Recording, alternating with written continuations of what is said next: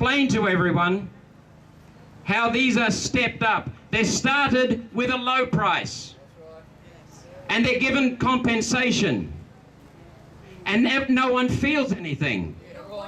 But Julia Gillard has said herself that the objective of these things is to cause pain. Her words, to cause pain, to change behaviour. Can you explain how these are stepped up and where it's heading? In the European dictatorship, which is not a democracy, it's run by unelected commissars. We in Britain, who are no longer a free country as you are, we were told we had to have carbon trading. Now this is known on the London market to the boys in red braces as trading hot air. They have at last discovered a way to tax the air we breathe. And let me tell you our experience of carbon trading. When it began, all the nations of Europe awarded themselves more right to emit carbon dioxide than they were emitting already. Result, the price of carbon on the London market fell to zero. That was the market clearing price. Not much of a disincentive to emit carbon dioxide there.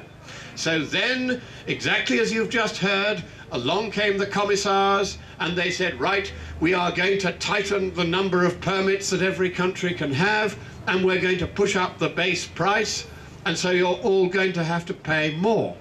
And electricity prices in the United Kingdom have doubled as a direct result.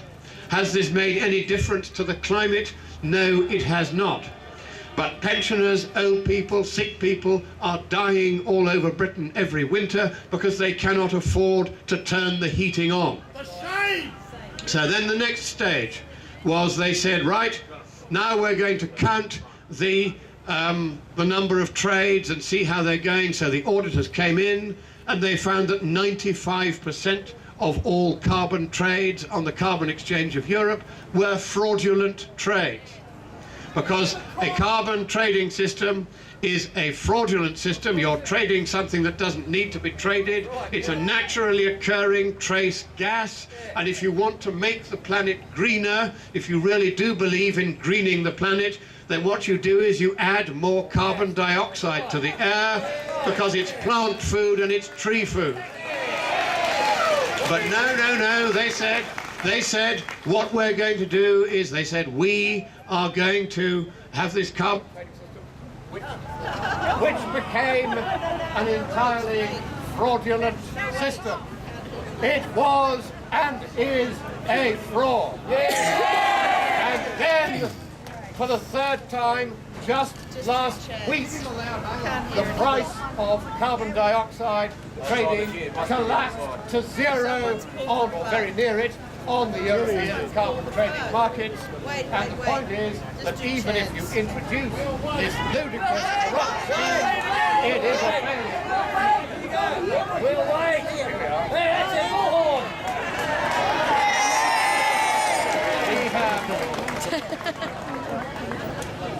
We have working on it. We've lost power. Cut off the power. Here we go. Right. You've got power. Is that working? Yes, it is.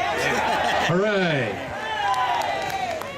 So, as I said at the outset, I'm back. So our experience of carbon trading in Europe is that it has failed once, it's failed twice, it's failed 3 times, it's failed 4 times, and has it made any difference whatsoever to the amount of carbon dioxide that we emit?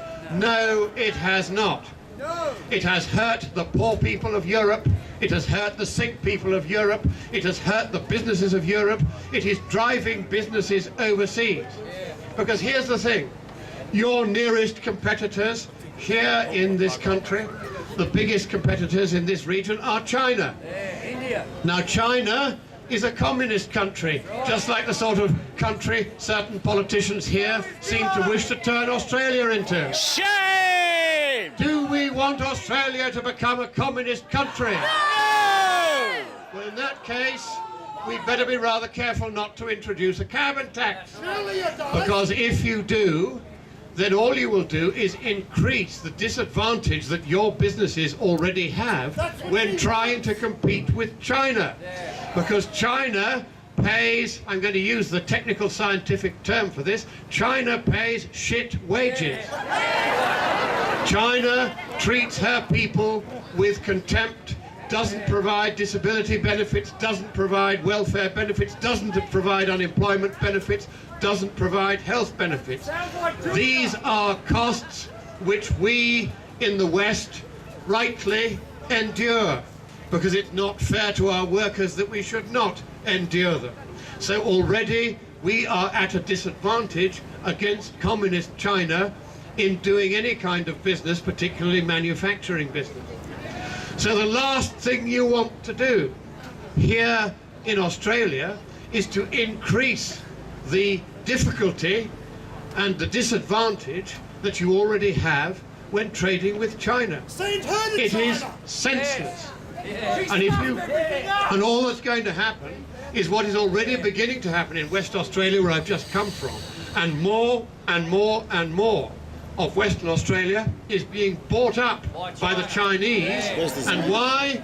Because in Western Australia they're so busy preparing to pay for the mineral resources rent tax and the carbon tax. They know they can't afford to keep their businesses going. I was speaking to a mining company executive just the other day, and he said, look, I'm just about to develop one of the biggest coal fields in the world. In order to do that, I've got to sell quite a lot of my other mining interests, to China. Why? Because your government hates your mining industry. The reason why this tax is being introduced, plus the rent tax on top, is that there are certain politicians on the left who do not want those mining industries to support the parties of the centre-right financially. That is what this is really all about. It has nothing to do with the planet, because most other countries on the planet have woken up to the fact that a few mad, bad scientists had decided that they were going to try and sick this scare onto us so that they could get fatter grants and more television interviews. So, to the bogus scientists who have produced the bogus science that invented this bogus scare, I say, we are coming after you, we are going to prosecute you, and we are going to lock you up.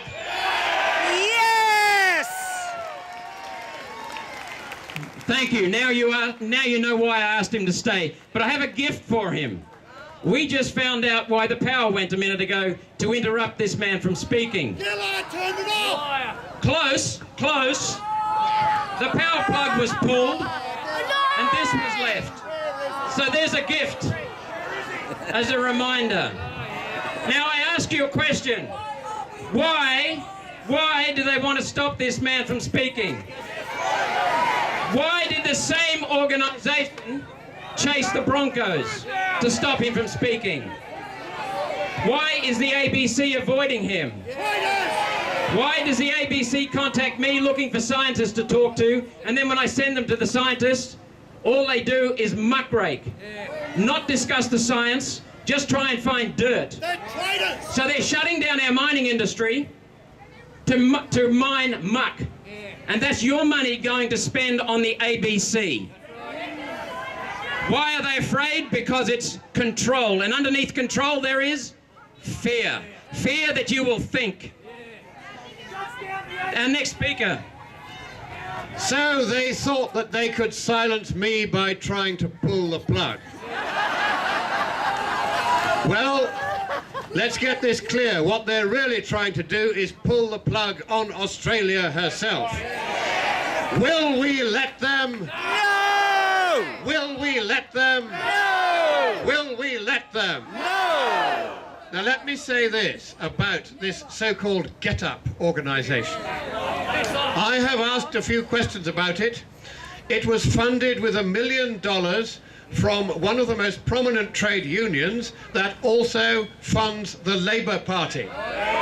What we have here is naked, left-wing political interference in the right of somebody who was invited to your country to speak freely at various venues all around the country. Now, when you get that sort of behavior, let us remember where that sort of behavior last happened. It happened in the 1930s in Central and Western Europe in a country called Germany. That kind of breaking up of meetings, silencing of opponents for prevention of free speech, that is a hallmark of, and I am proud to use the word loud and clear, fascism. Yes! And that is what your ABC now represents. Yes! Let me tell you how they have treated me since I came here. First of all, you may have heard the interview with somebody who I believe is called Adam Spencer. He was not very polite, was he? He did at least have the courtesy to apologize the following afternoon, and I am grateful for that. However, then there were two people in Adelaide whose names I think were Dave and Fred or Joe and Mick or something like that. They all seem to be called that kind of thing on the ABC. And they too were vilely rude throughout the interview. And yesterday, for the second time, an appalling woman called Wendy Carlisle appeared, and she started asking deliberately offensive questions, until in the end I said, "Madam, if you're going to be deliberately offensive, you can go and ask your questions to somebody else." And on top of that, a TV crew who first of all said they were from ABC, and then they said they were making a program for ABC, turned up in my hotel room to interview me, and it became clear after a bit that the interview was a spoof, and I believe this is for some program called The Chaser. Shame! So that is just 4 incidents in less than a week in which the ABC has shown its credentials as supporters of totalitarianism, of socialism, and of fascism. Let us use that word again. These are people who show not the slightest interest in ever genuinely portraying the science that shows there is no problem with the climate. They show no interest whatsoever in portraying the economic arguments that even if there were a problem as big as they say it is, there is absolutely no point in spending money on carbon taxes to try and make it go away, because it won't make it go away. They are absolutely uninterested in giving people a fair go. So I do have a message for your Liberal and National coalition, and it is this: within 3 months of the next general election, defund the ABC.